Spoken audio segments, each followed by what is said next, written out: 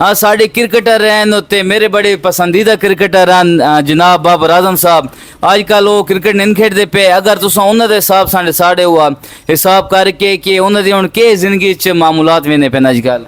बाबर आजम जेड़ा है ना जी, बाबर आजम दा नंबर 10 है, 10 नंबर दा साल आना पे ये 10वें महीने तो ये टेंशन च वड़ वजना है। अच्छा मजीद हाँ मजीद 9वें महीने च इस टेंशन देखनी आई, इस टेंशन च आ गए हुण जेड़ा तागो थोड़ी टेंशन इस दी वधदी आंदी है, सकून वाली गल कोनी, दिमागी टेंशन वधदी पई है।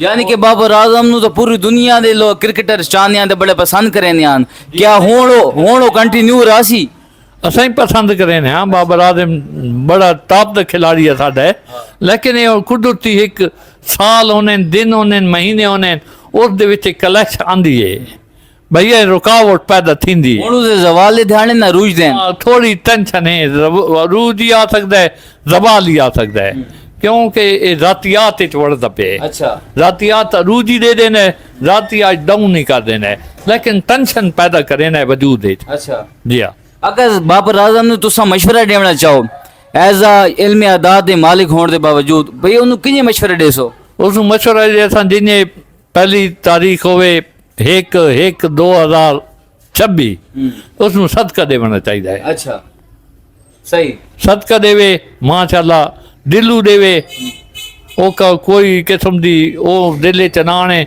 अल्लाह दी रजा वास्ते देवे। बाबर आजम दे साहब लोगों के कैसे जादू तवीज तने?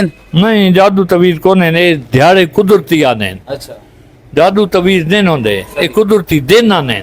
वो लोग भज पौंदा है भाई वो जादू थी गए, यूं थी गए, जान थी गए, लेकिन वो दिन बुरे होने, वो दिन बुरे दी वजह तो वो बंदा तवीज़ च वड़ वेंदा है, वो बंदा लड़ो खलोंदा है। अच्छा।